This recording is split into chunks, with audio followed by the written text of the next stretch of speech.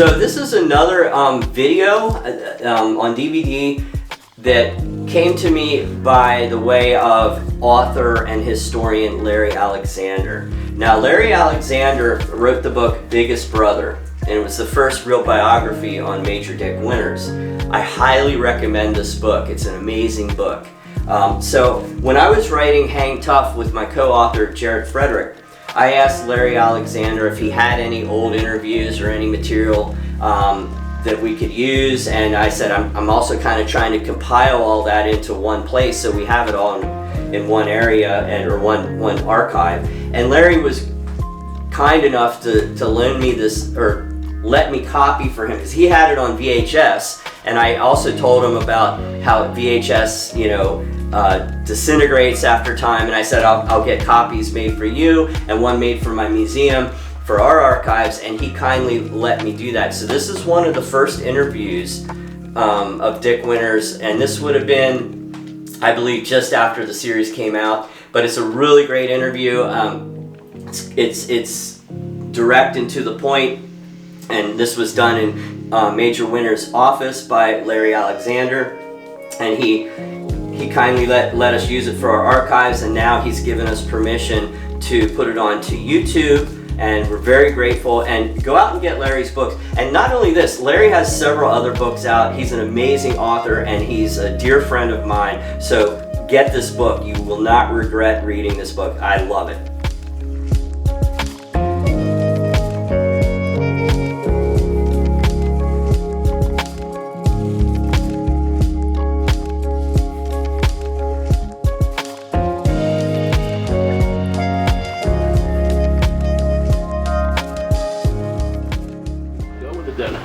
So tell me about your earliest years, Dick. You were born where?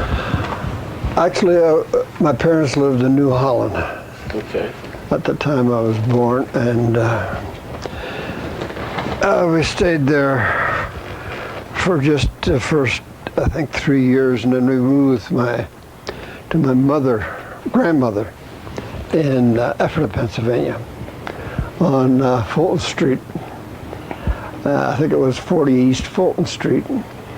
So we lived with my grandmother until I was 8 years old. So I started my schooling at the Franklin Street School in Ephrata, and got as far as the second grade when my folks moved. And incidentally, in my class was a guy who ended up being the chairman of the board for Hershey Foods, Harold Moeller. A heck of a nice fella. But my memories of that period, Larry, are of a kid who did not have any brothers or sisters. We had a few neighbors, and so that, frankly, I feel that I was scared to death to go to school. I guess this happens once in a while, but we had no kindergarten. So I'm going to school, I was, for the first few months, the first year or so, I was scared to death most of the time. From there we moved, when I was 8 years old, to Lancaster. And moved into the city from Little Ephrata, and changing schools again. My memories are of being scared to death of all these strangers around me and so forth. And they all seemed to be wanting to pick a fight or be pushy, as kids are. Okay, thank you. So the first year or two at Lancaster Township Junior High School were difficult, but from then on I caught on, and memories are of the principal, and she took a liking to me and made me a patrolman on the school patrol, street crossing. And so I had a chance to talk, and I guess you might start to say being a leader for the first time, where you're given orders and and have responsibilities. Tell me about your parents. A little bit about your parents. What were they like? What were their names and what were they like? Well, my father was Richard Nagel Winters, whose parents had the Hotel Hershey, the Ephrata House in Ephrata, and that's now where the post office is located, and so they had the hotel there, and they had that until it burnt down. That was Hotel Calico. Yeah. And then my grandmother moved to East Fulton Street when my grandfather passed on. So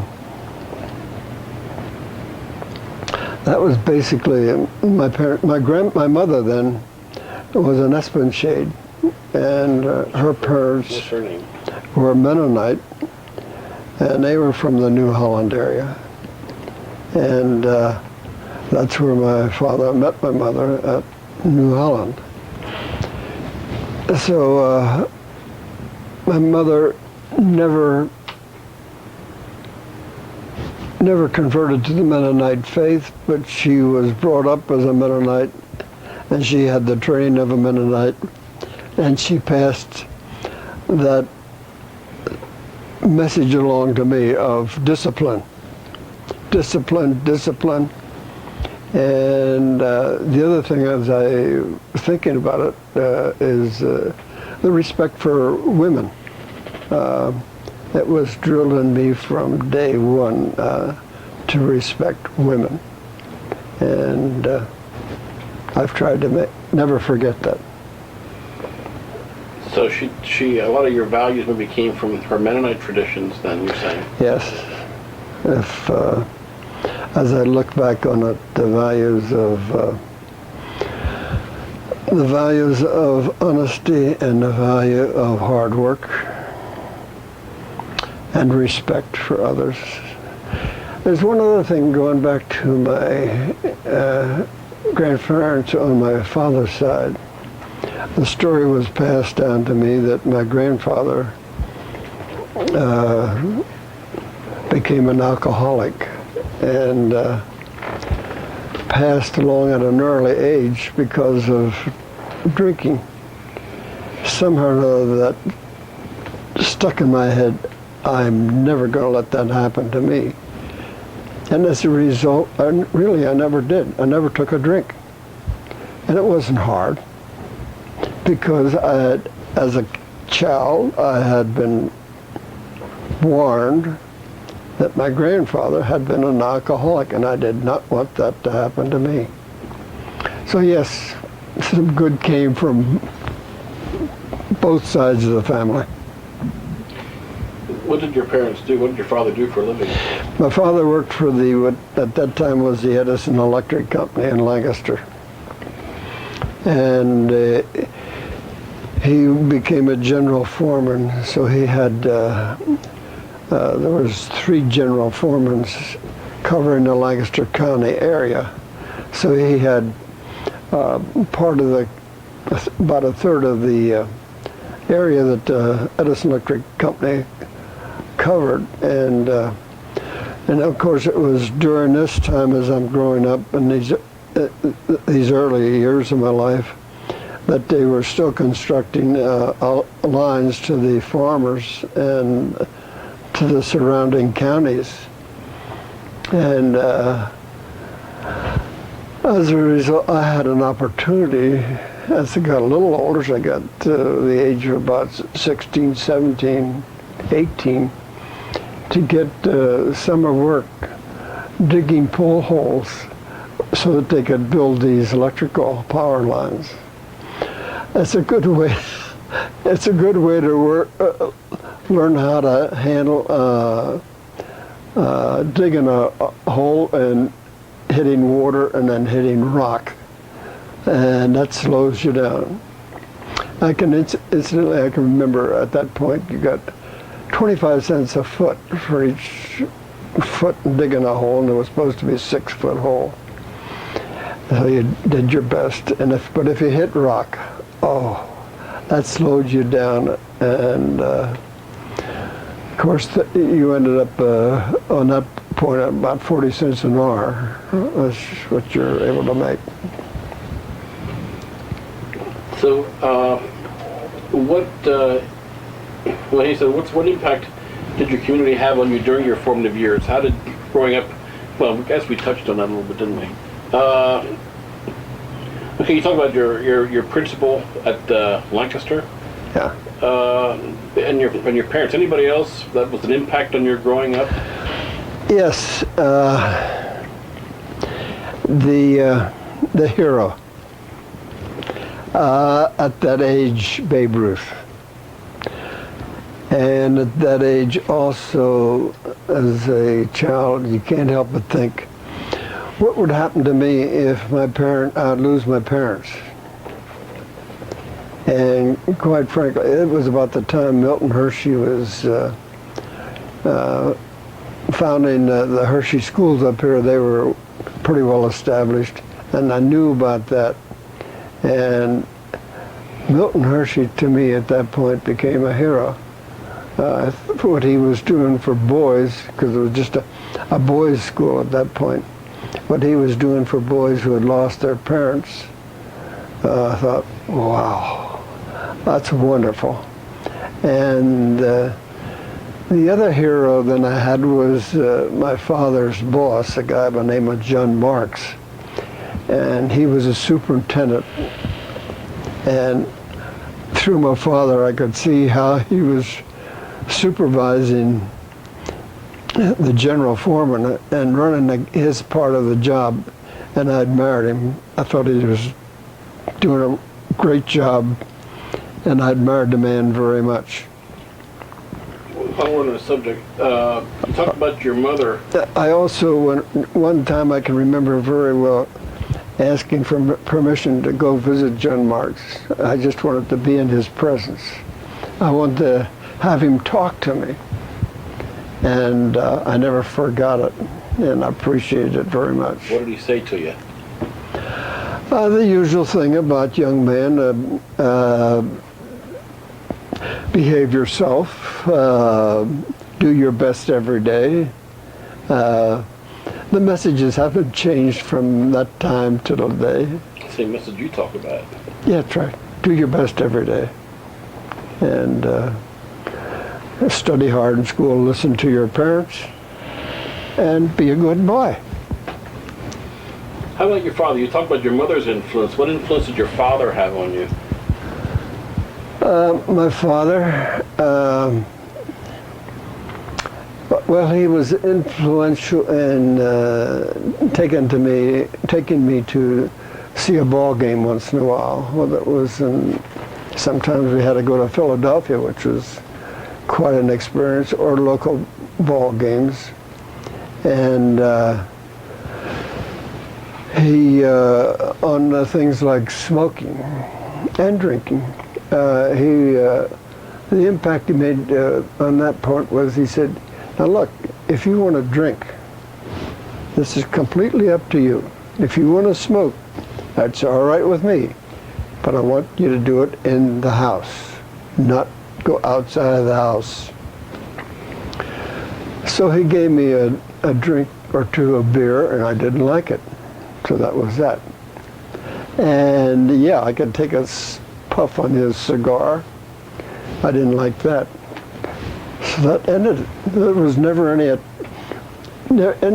any desire to smoke or to drink after that.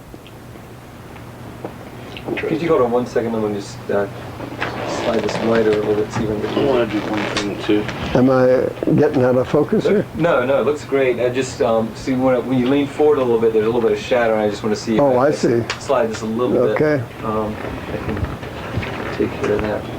We can put new batteries in here. Those batteries are good, but I don't want to go dead halfway through. I've got extra. There's AA. I have extra. I have plenty.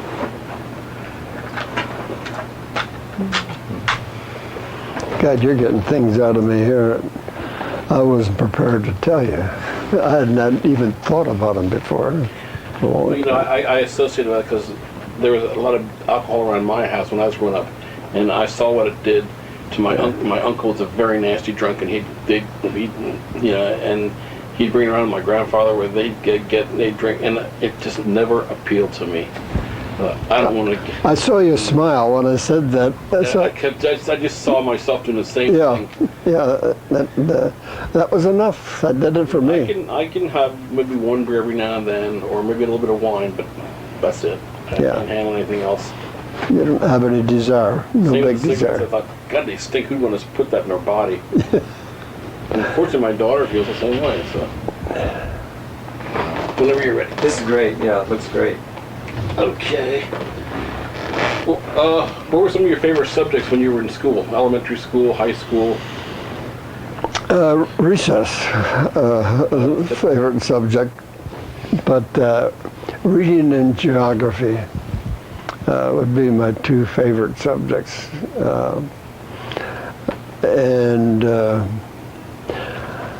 I can't say that as I went through elementary school, high school, that I was a good student. No. But when I got to college, I realized that if you're going to stay here, mister, you got to study and you got to work on it. And I did. What were your grades like in elementary and high school? Just average or the average? Just average. And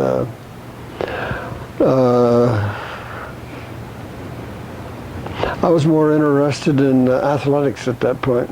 What kind of athletics did you take part in? Athletics that took part in football, basketball, and wrestling. And that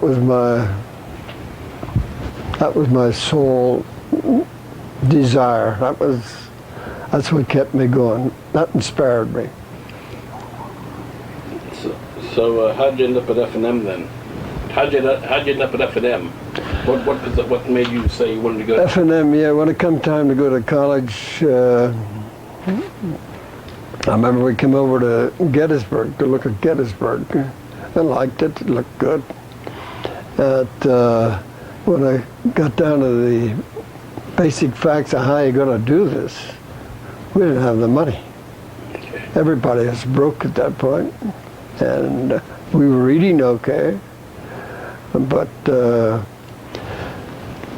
my father, if I remember right, was making about $40 a week, and we're trying to buy a house, so there is no money.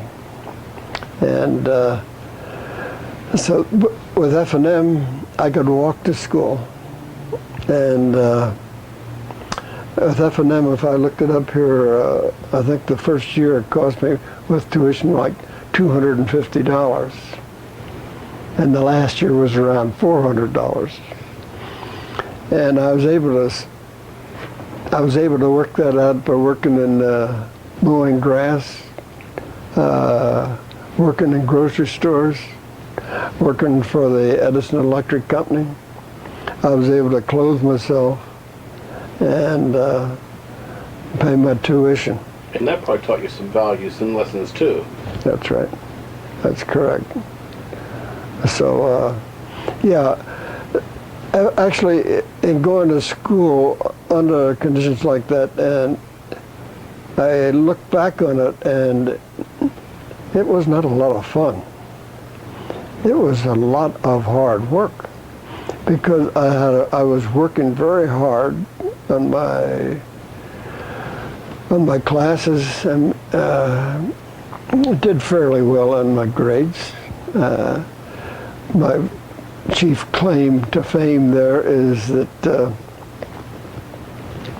when I graduated, I was surprised to find that I had the highest average grades in the business section of my class of 41, which came as a shock, but that was nice.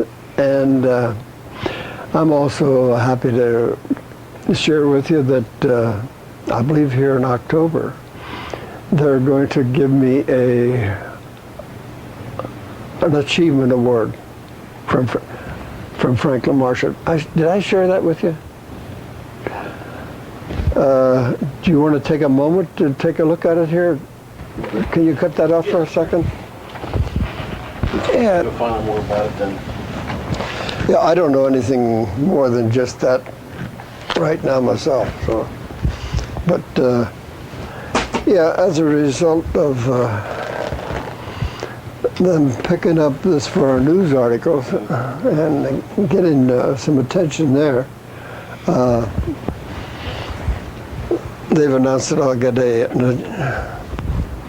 an honorary Degree of some kind? achievement award. Okay. When you were at F&M, did you do any sports there or any activities? Sports. We can just keep that on the floor. All right, fine. Yeah, you just let it drop. No, really, intramural sports. But I did not go out for varsity sports. I'm not sure I had the ability to make the team if I did, but the time didn't allow working your way through school. The time didn't allow it anyhow. So, no, I did not participate in varsity sports. Okay, you were a business major at F&M. Business major. What were your goals at that time? My goals at that time, frankly, as I look at it, with the fact that there was no employment, was very tough. It was tough to get a job for anybody. Was to come out and somehow make a living. There was no particular goals to be this or that or the other thing. I was preparing for the business world to make a living somehow, some way. Any particular field you were looking at? Any particular field you were looking at? No, none at all. Armstrong Linoleum was the big employer in town, and quite a few of fellows from the class of 41 ended up at Armstrong. But when I got out in 41, of course, is it all right to move along to that? When I got out of school in 41,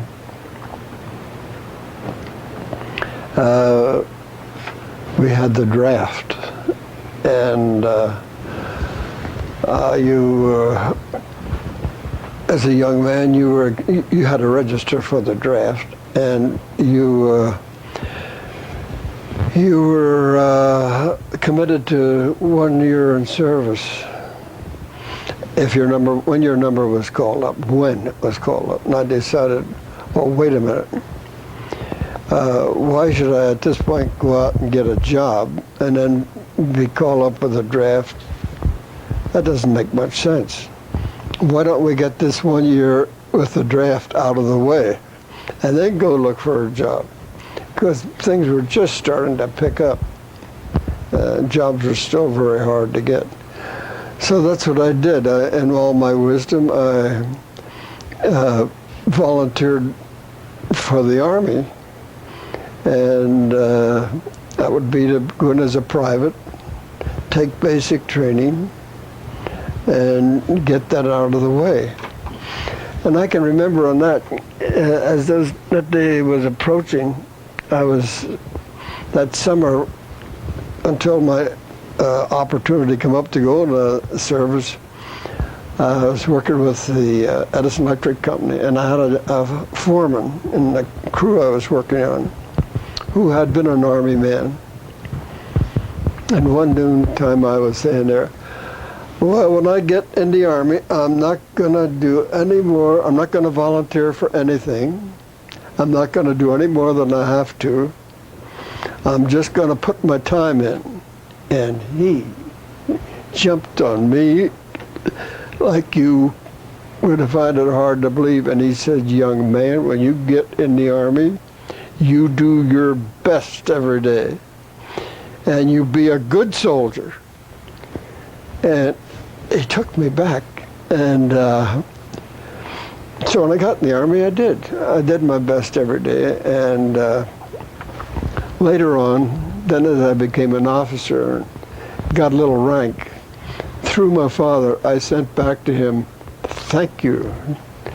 Thank you for straightening me out on that work crew there and telling me to do my best from the day one. When you were backing up, Could you hold on one second? Would you mind just letting the wire slide down there? Because I'm getting just a little bit of heat. Yeah, that's great. Okay. Thank you. backing up a little bit, when you were in college and you saw what was happening over in Europe, the rise of Hitler and the rise of, and then the war breaking out in '39, what were your thoughts then? Did you kind of foresee problems for yourself as a young man in America? Yeah, I think you relate the happenings of the world and what's going on around you to yourself. You can't help but do that. That's natural. And my thoughts were that I hope we stay out of that war. I hope we don't have to go. There's this big Atlantic Ocean between here and Europe. I don't, no, I feel sorry for them over there, but I wasn't interested in getting in the Army to go overseas. I was hoping that we would stay out of the war. But yet you went ahead and enlisted anyway. Yes, I'm speaking right now of the period before I went in the service. Mm-hmm. After I got in the service, your thinking starts to change, and you become part of the team. You went in before Pearl Harbor then? Oh yes. I went in the service before Pearl Harbor, and as I look, I'm proud of it now. The fact that, yes, I volunteered, and I was in before Pearl Harbor. Where were you on December 7th, 1941, and what did you think when you heard the news?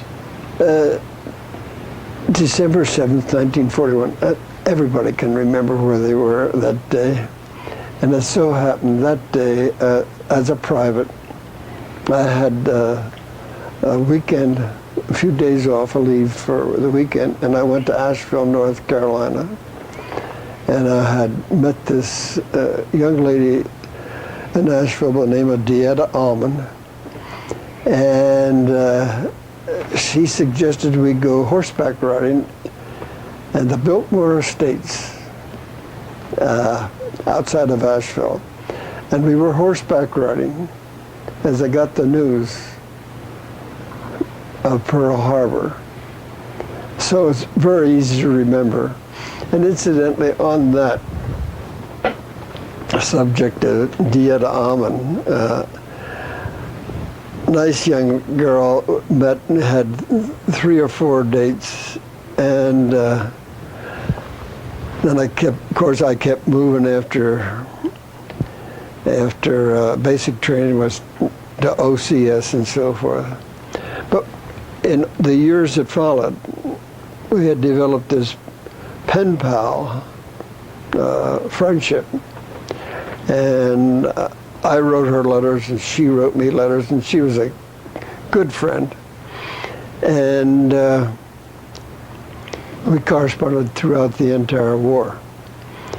After the war is over, and we wrote this book, Band of Brothers, sometime after it came out,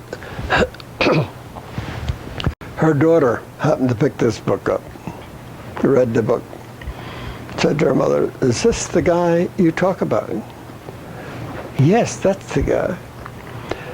They called me right here at Hershey one evening. I'm sitting downstairs here with Ethel, and I get this telephone from this young lady, and asked, "Are you Major Winters?" I said, "Yes." "Do you remember Dieta Almond from Asheville?" "Yes, I'm her daughter." Wow. I was talking to Dieta in a few minutes. Moving right along, and Dieta pointed out that she had saved all the letters I wrote her, put them in the scrapbook. They're up in the attic now for many years. Would I like to have them back? Yes, of course. She sent them back. My wife and I, Ethel, looked them over. Yeah, I'll be darned. Not too bad. They're all in the bottom file. They're right behind you. Every single one of them, each one of them has a file. 117 of them. And we took those, Ethel typed them up and corrected the spelling and the punctuation, but left everything exactly the same. And the thing that I take great pride in as I look at those letters is the fact that I can see myself develop. I can see myself develop and change over the years, not always maybe for the best, but at least change from a private in the Army, seeing the world for the first time, hitchhiking home when I'm on furlough, because I didn't have the money to get a bus ticket, and hitchhiking back, and getting out and seeing the world for the first time, and getting to know it and live with it.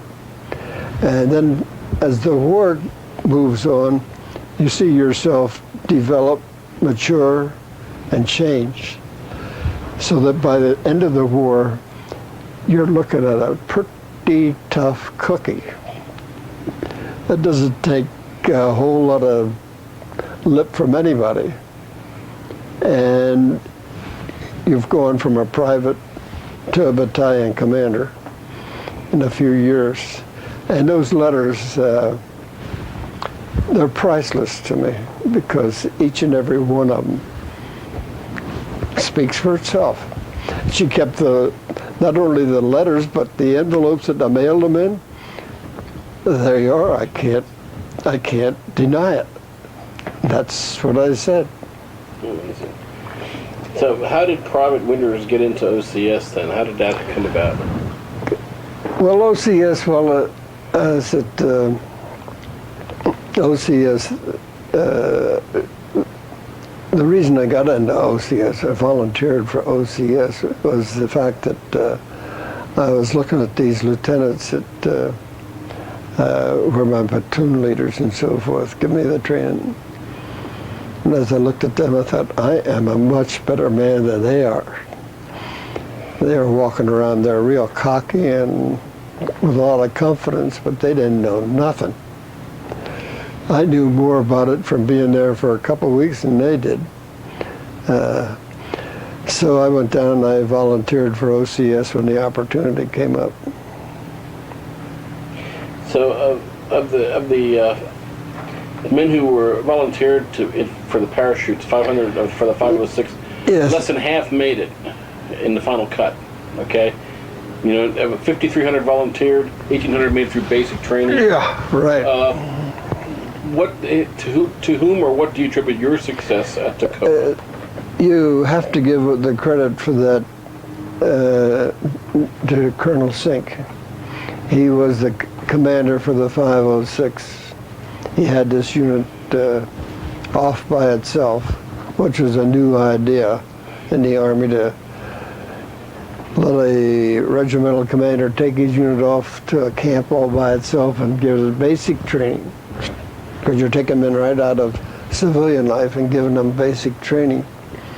And so he's the man that set up the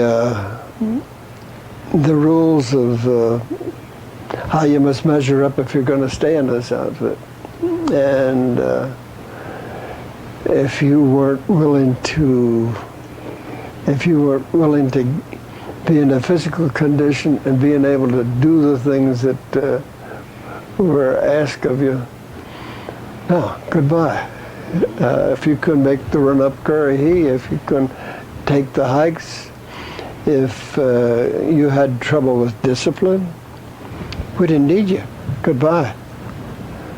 So the W Company, which was the company that processed them in and out, was quite busy. Since we were kicking out about one for every 3 that we took in. What made you decide on paratroops? At Fort Benning taking officers training school, I could see the men that had volunteered and were getting ready to make their jumps and qualify. And they were great. They were, all of them, in good physical condition and top-notch men. And that's what I figured, if I'm going to go to combat, that's the kind of guy I want to go to combat with. As you're preparing for D-Day, how did you feel about this jump in this big operation and D-Day's place in the war as far as an important date? How did you feel about being part of this and as you prepared for it? How do I feel about being part of the D-Day operation? D-Day operation. As you're getting ready to go in the plane and as you were taking part in this operation? Well, this is what I had volunteered for. This is what I had committed myself for. And so it doesn't come as any shock when the day arrives and you realize that it's close at hand, that you're going to be in it. Again, there's only one way to get ready for it, and that's to work as hard as you can and get not only yourself in shape, but get your men trained and ready for it. And that's exactly what we did. What were your thoughts as you were in the plane making that long flight over the channel that night? The thoughts are, after you get all the men in their equipment in the plane and the plane's taken off, your thoughts in that last 2.5 hours as you're going in there are quite simple, really. They're lost in prayer, that you hope you live through this. And the big and important point, even more important than that, is I hope I don't let my men down. You're responsible, you're a platoon leader at this point. I don't want to let my men down. I have no idea how I'm going to react to combat when you get down there and you're eyeball to eyeball with the enemy and the shooting's going to start, the payoff. How am I going to react? I don't know. I've never been there. And but I don't want to let my men down. That's your big thought. And I assume you were talking to someone 12 or 13 years old. What significance, how would you explain the significance of D-Day in history? The significance of D-Day in history. If you were explaining it to a 12 or 13-year-old kid and said, what is D-Day, what would you tell him as far as the significance of D-Day as far as world history and U.S. history?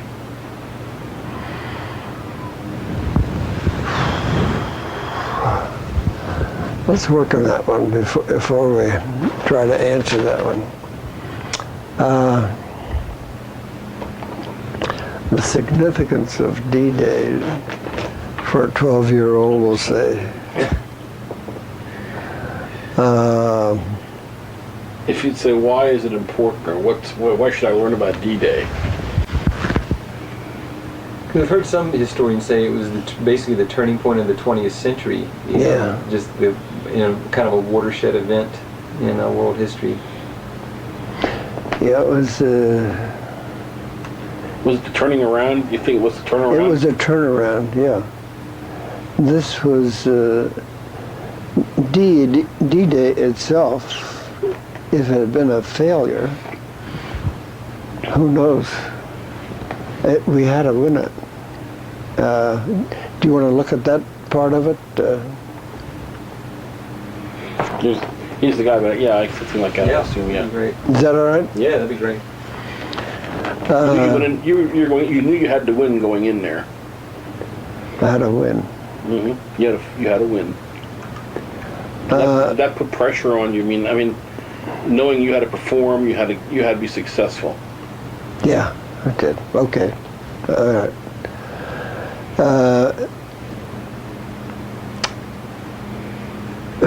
faced with in the plane and going in for D-Day, you knew basically one of the things that you say to yourself, this is it.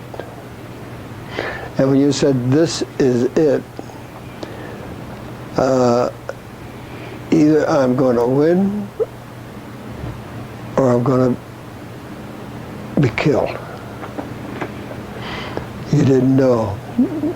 But whatever it is, this is it. Today we're either going to win or we're going to be killed. And naturally we're going to do our very best to win, and naturally I'm going to do my very best to take care of the men that are with me. And it's demonstrated very clearly with the memory of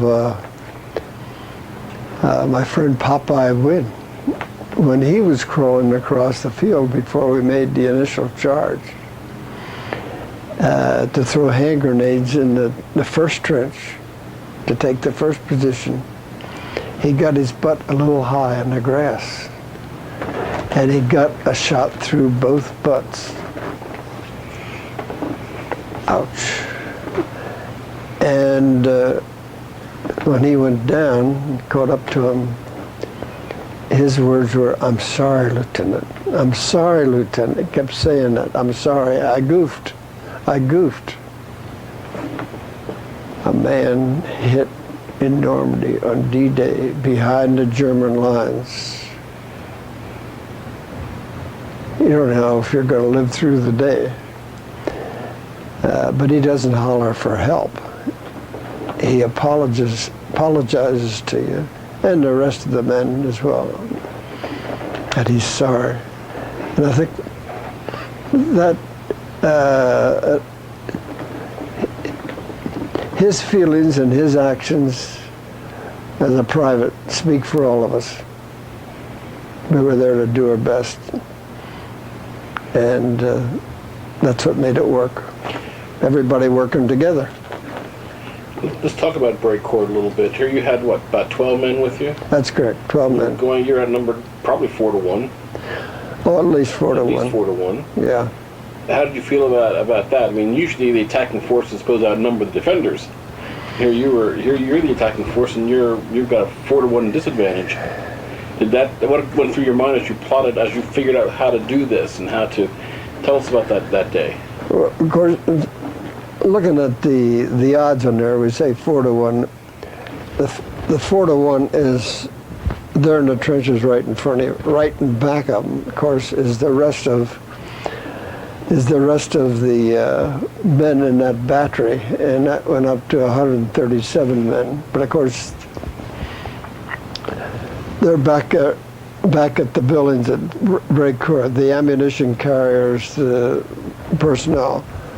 But in the trenches, you had 4 to 1. Did that intimidate you at all? No. You hear your order to take that? No. Okay. No. It didn't intimidate. The thought that, and looking at the situation, and after we got started, get a feel of appraisal on the way it's laid out. There's a couple things in leadership of troops, the terrain and the situation. You have to be able to appraise those immediately if you're going to win. And I feel that I appraised it correctly. I got the appraisal of the situation, and I had the situation in hand. Get in that trench and take them on one at a time. So I didn't take on the whole battery. Right. I took on one gun at a time and went down the trench. So I was taking on one gun position at a time, and as such, with a few men, I could charge one gun, which we did. And I had very good men with me that day. And we would set up a base of fire, and then we would charge that gun, take that gun, set up again, make an appraisal of the next gun, lay down a base of fire, and charge the next gun. And that's the way we took all 4 guns. The hardest part would have been probably getting the first gun because you had to cross. That's correct. the field. The first gun was to get in that trench, and that's where the story of my boy Popeye Wynn going out there to throw hand grenades in that so we could get in there was very important. But we did that on a charge too. He got out there, 3 of them, and they threw hand grenades, and with the hand grenades being thrown, that's when I took the rest up and we all charged. Now, did you improvise those as you went along? Because the miniseries says that this tactic is still being taught at West Point. Is this something you kind of developed on your feet as you were going along here, or were you using standard infantry training? As I shared with you, having a sixth sense of an appreciation of terrain and a situation. Another example of that is that you get after you going for the second gun. As I charged the second gun, I realized I was getting machine gun fire from the machine gun nests on the other side of the field, which were set up to make sure that they were not attacked from the rear. So the place is surrounded with machine gun. Well, as I'm getting this fire from the machine guns on the other side of the field, as I attacked the second gun, the sixth sense told me, my gosh, hey, they have to cease fire as I close in. Otherwise, they're firing on their own men. So it was just a few seconds there that they ease off on their machine gun fire as you close with their own men. And you're in there and you win that position, you take that over. Now they start to fire at you again. But that's all you need, is just a hesitation once in a while to make your charge successful. And you can't teach that in school.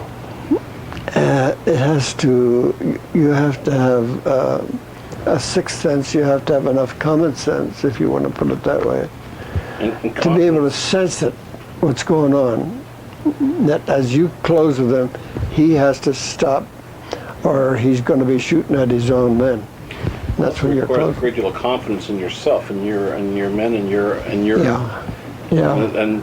the confidence that your decisions are the right decisions. That's correct. You got to make it and stick to it. That's correct. That's correct. You know, you were nominated for the Medal of Honor for that action, and you ended up getting the Distinguished Service Cross up here. That's correct. What did you feel about that recommendation? What do I say about that? Mm-hmm. Well, it's very appreciative. It's quite an honor, but quite frankly, at the time they're handing out these decorations, up until that point, I had never given it any thought at all.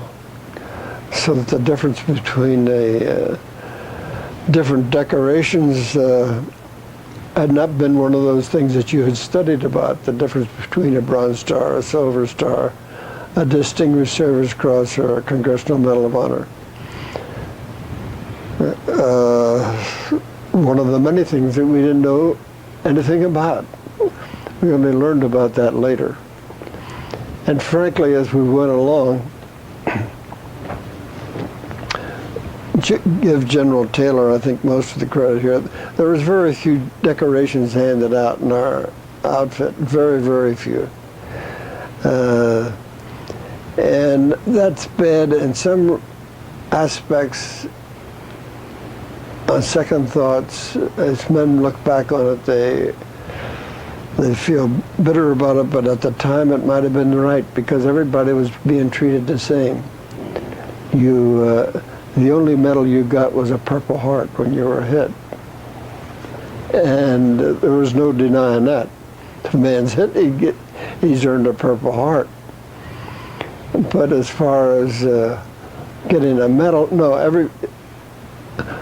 an action is complete not by what one man does. An action is won and taken over by people working together, men working together. Let's jump forward to the island now. Describe that assault as that your little one-man attack there that is depicted in the series and we talked about in the book. My question, which you didn't ask, is how did you get so far out in front of your own guys? I have never been as emotionally high that day before or since, but I was realizing my situation. Now here's another case where you got a grasp on terrain. You knew you were in a field, and they had the high ground. They had the road leading up from the river to the dike, and they were behind that. So they had a wonderful protection, the best in the world. And this thing is about 6-8 foot wide, and all I had was a little fence row here with a little brush. So I was out in the open with my troops, and I was in a terrible position to be wiped out. Why do you think they didn't attack you first? They knew where you were. I cannot explain that. The only explanation I can give to you on that is the fact that they had poor leaders, that they let us get away with that. But if they had had good leaders, they would have wiped us out very quickly, because they had the position, they had the firepower. I cannot explain why they didn't, but I did realize at the point that from where we were sitting, these German troops, 2 companies, were in position to move down across this field and be it to the rear of battalion headquarters and regimental headquarters, which could have turned the tide for the whole thing and wiped out the whole. And that was the mission that the Germans had, was to come over on this island on this particular day and clear the island of all of our forces, the U.S. forces. But you hit them first. And they came pretty close to doing it. Their frontal assault coming up the island was very, very effective, and we just about held on. But if these 2 companies had been in back of them yet, shooting at the rear, I think they'd have taken us over. So back to your little one-man assault, you said your emotions were really high. You were emotions are very, very high, and keyed up, and I just ran faster than I ever did in my life. And everybody, all the men, and later on the Germans, were moving so slow. I couldn't understand it. But the Germans as well, they moved, and they were so slow. My men, why are they so slow in getting up here with me? So, I've never had that before. I don't want to get that high again and probably have a heart attack. How far out in front of your guys were you? Oh my goodness. The film showed it looked like you were quite a distance. I was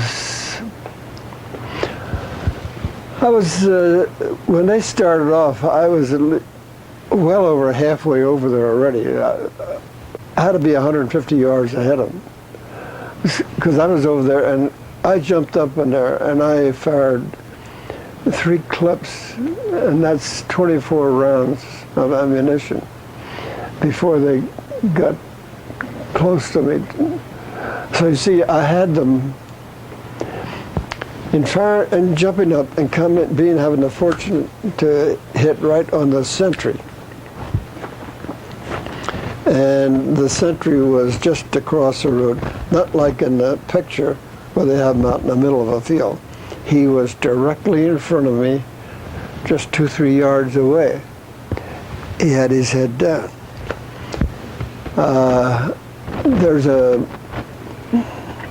We all have flashbacks, but in this case, the flashback in this young fella, as he looked up, and there I was standing in front of him, he realized he was wrong. His only defense was he smiled. I'll never forget it. Now, if I'd have been his commanding officer, I'd have left him know you goofed. Yeah.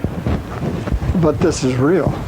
So it was just one shot, and then all I had to do was pivot to my right, and about 15-20 yards in front of me, laying alongside the road coming up to the dike, was the rest of the company. And they were all laying down, keeping their heads under this covering fire that I was putting on with the machine guns from our position. And they all had their heads down, and their backs were towards me. So I was shooting in the back of this solid group of men. And as I say, I emptied the rest of that clip in them, and immediately, like any other group, if you were in a mauler, you would run away from fire, and that's exactly what they did. They stood up and they started to run away from me. I put the second clip in, and then the third clip, and I could shoot right in their back. In running away from me, my Sergeant Talbot, who was bringing the first squad up along the dike, by that time his men were in position. So as these fellows hit the dike itself, and then they had to turn to the west, Talbot was in position to shoot into the backs of them as they ran away from him. Yes, that was quite a day. Now we're going to fast forward here to Bastogne, which you've... I need to change things. Okay. So,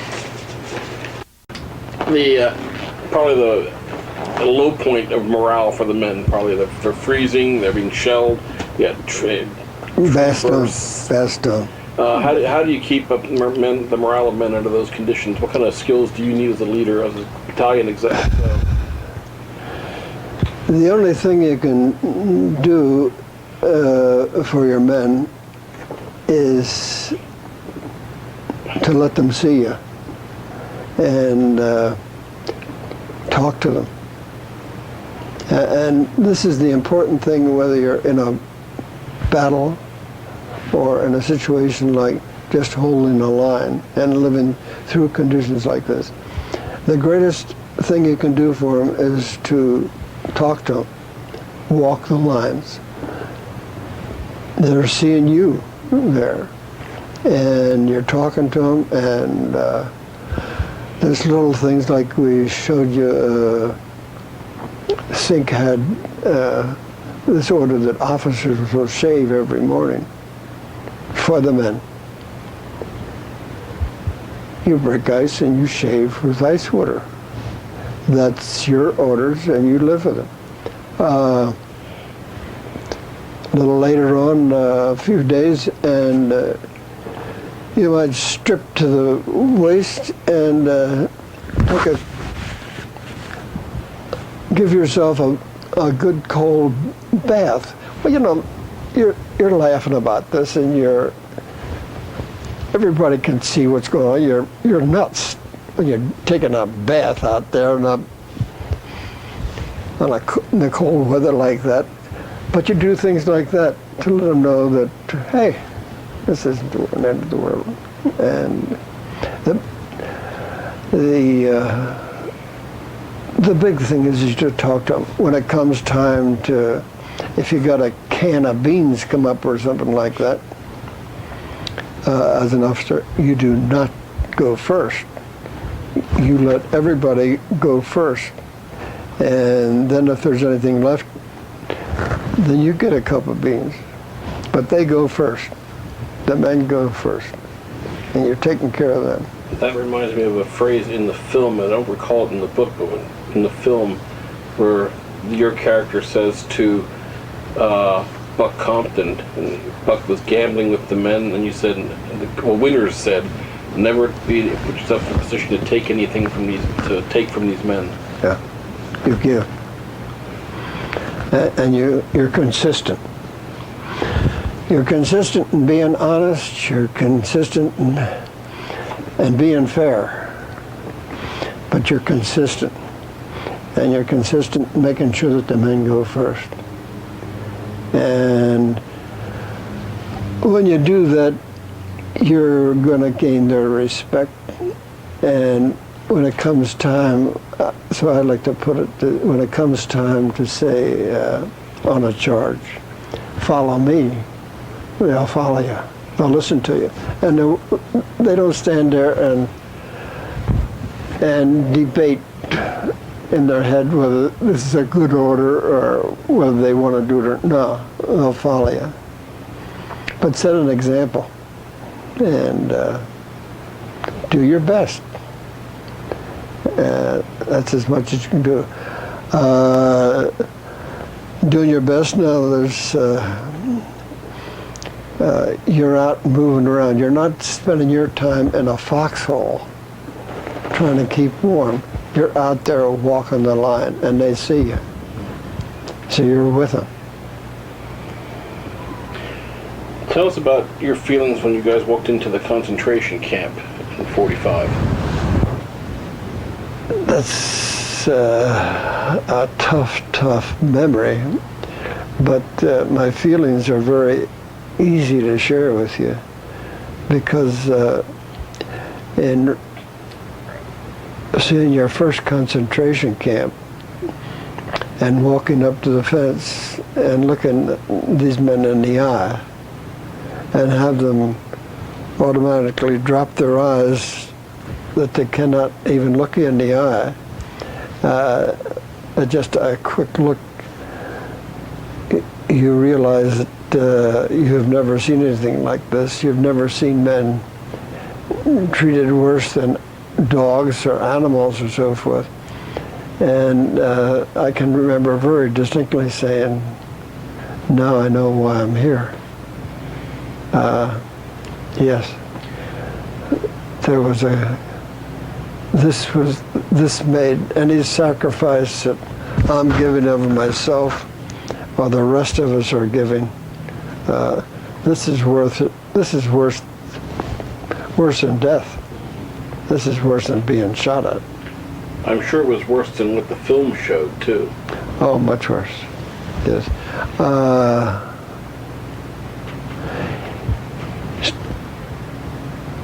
I had some real film that we shared with Laura here the other night, and that is real film.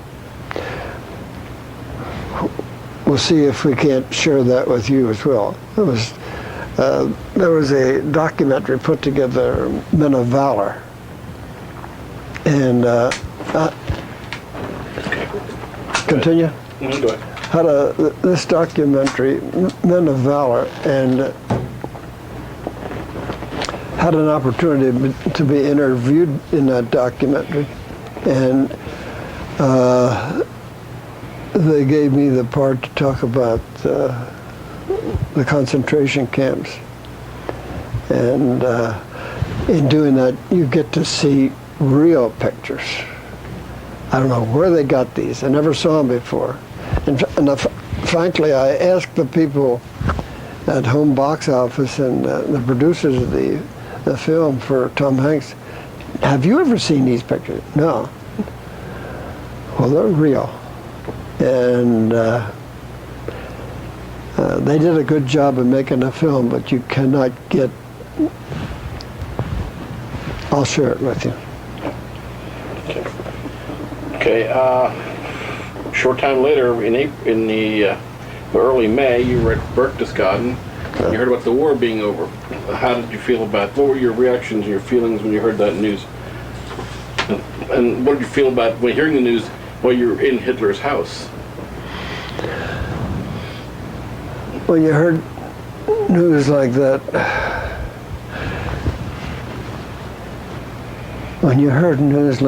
you think, I might make it. Walk very carefully. Let's go. When did it hit you that you might make it? After Bastogne? When I after, might make it, Hagenau is when it hit you that you knew you could feel it's changing. The German defense was changing. The fire that you're receiving, the whole atmosphere of facing the Germans, it just changed. The pressure changed over there, and from then on, they started to back off. The fire wasn't as great, and basically, as it went along, they started to quit, just like Iraq. Now, you as a leader, did that put more pressure on you to be extra careful with your men? That's right. Don't take any chances. I don't want anybody. I don't want to have any more casualties. I don't want anybody getting hurt. And yes, you take. That was the motivation of your changing, your disobeying Sink's order. That's correct. That's correct. I don't want anybody getting. I don't want to lose any more men unnecessarily. What did you think when Sink gave you the order for another patrol? What did you think about that? After you had the one patrol, you lost a man, you brought back 2 prisoners. Now you want you to do it again. It didn't make any sense because to bring back prisoners, they didn't know anything in the first place. They were just soldiers up there in the front line doing their duty. And it made no sense to send men out there to sacrifice them and lose any more men. And sure, it was a tough decision in one sense, but in my heart I knew that I did not want to be a career soldier. Now, if I wanted to be a career soldier, I would not disobey an order from my regimental commander, because he makes out a report on you, and that determines your future. In my case, I knew I wanted out. What's he going to do? But as it worked out, because at the time I was a captain, and as it worked out, when Sink sobered up or whatever, got his head screwed on again, he promoted me to major, and we got along fine. Actually, I think if I hadn't done that, I was holding the job of a lieutenant colonel as a captain. And if I hadn't done something dumb like, that wasn't dumb. I hadn't done that, I probably would be a lieutenant colonel. No. So did Sink never find out about that second patrol then not going over? Or do you think he might have known? Yes, definitely. What? Definitely. He knew? That he knew? That he knew you didn't send the patrol, or what? Yeah, he knew. That he had this buddy, and he had done this on me before, and it's a compliment. He's proud of you, and he wants to show you off to his fellow, his buddy who's a regimental commander. So I remember one time, I think it was at Mormelon, but same situation. He showed up at my quarters, and he had this colonel with him, and he had this colonel with him, and he was saying, "Winters, tell him how we did it in Holland." I think it was he wanted me to.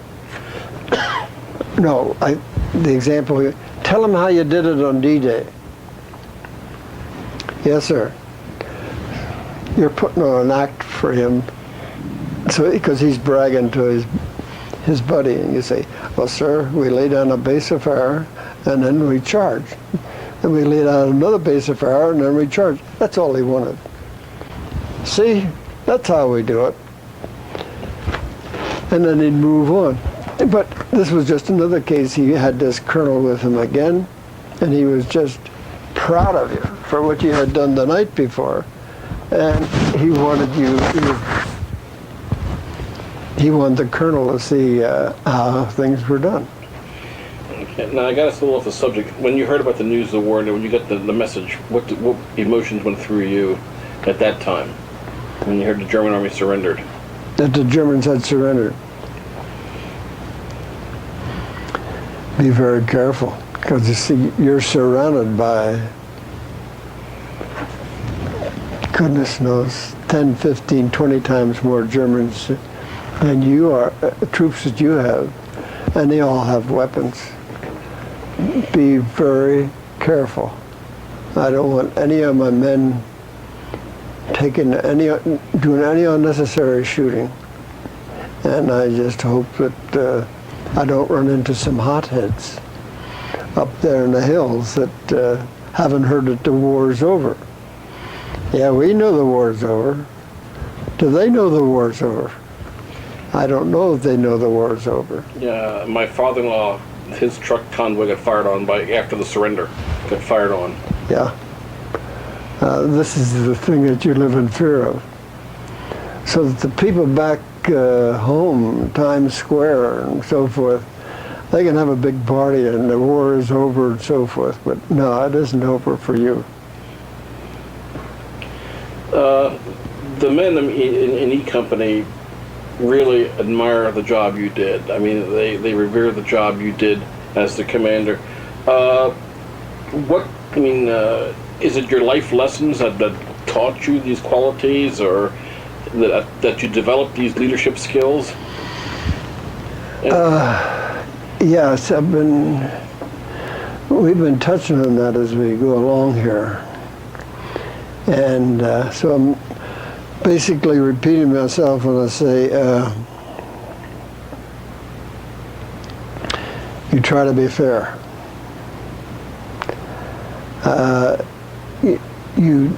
You're fair every day. You're consistently fair, and you're honest with them. And you do your best. You set an example, and you don't ask them to do anything you wouldn't do. And when the time comes, they'll follow you.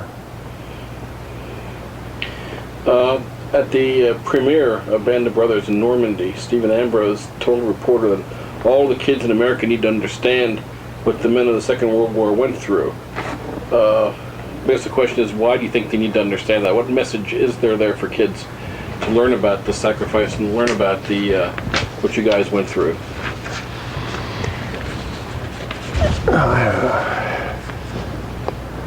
Oh, here it is. Well, you see, sometimes my conscience, I lay in bed and I think about your coming to visit me.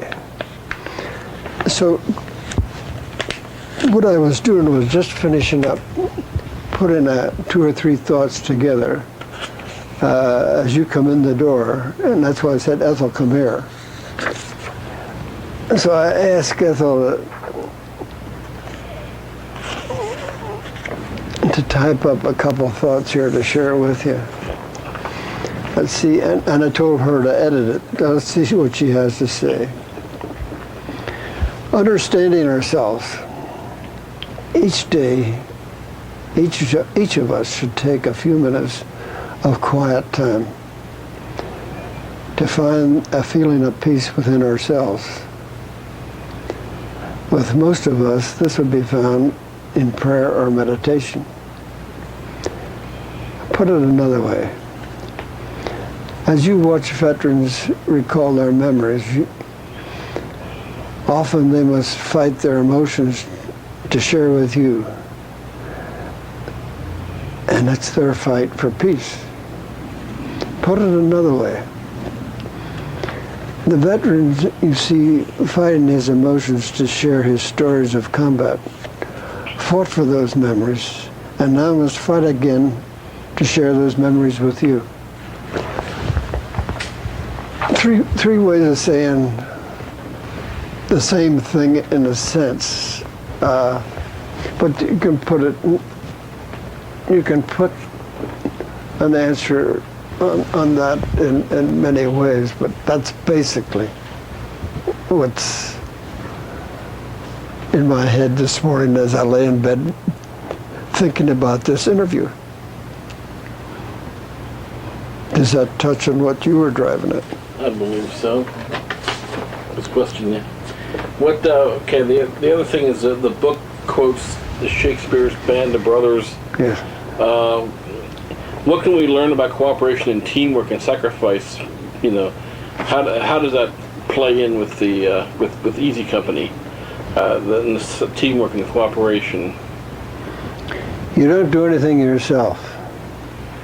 You don't accomplish anything yourself. You work with others. You must work together as a team. And I think that in 2 hours is long enough. yeah, we're in the last. You're gonna kill this man. We're wrapping the last question. I have no mercy on him. Well, they have no mercy on you. I'll talk him to death.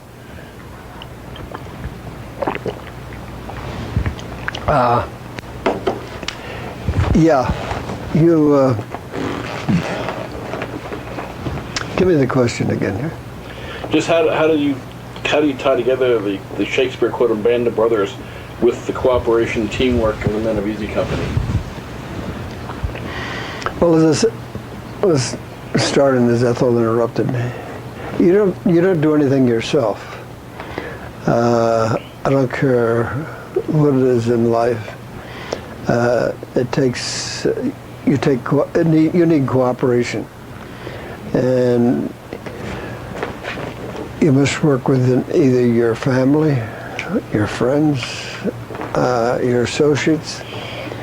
But whatever you do it as a team, and this is a message from Band of Brothers. You work together as a band, as a group, as a team. And that's the way you get the job done. That ties into the last question of Mike Rainey's letter. I served in the company of heroes. What do you think he meant by that? Just what he said. He served with the company of heroes. And it's strange that you end up on that because a couple of years ago now, when they had the documentary for this Band of Brothers, and we ended up that particular day out at the farm, and it was a hot day, brutal hot, and that was the last question of the day, and I can't explain it because I have Mike Rennie's letter in my file there, but it just popped into my head.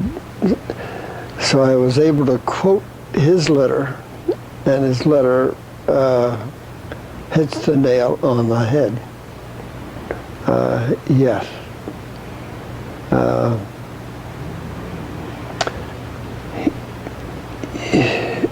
It amounts that it comes down to the point that you work together, and they're all heroes, all of them. And ordinarily, they're only heroes after they're dead, but I think in this case they're heroes and they're still with us. Fortunately. It's a wrap. Okay. One thing that hit me, I guess the end of the first segment, you're walking. It's after D-Day, the end of D-Day. You're walking up, and you said, at the end of the day, I didn't forget to get down on my knees and thank God for getting me through D-Day and to pray that He would help me through. There's your answer right there. Okay, great. And putting those thoughts together, that's exactly what I had in mind. Yeah. You can do it in a number of different ways, but Right. any one of them will touch on, That's to good. find peace, to find happiness, you find quiet, yes. And I think, quite frank, all of us, you should find a few minutes of quiet, even if it's going to the bathroom, by yourself each day. But when you find a few minutes of quiet, and you give a little reflection to it, then you can find a peace within yourself. And that's exactly what I'm driving at there, to find peace and quiet.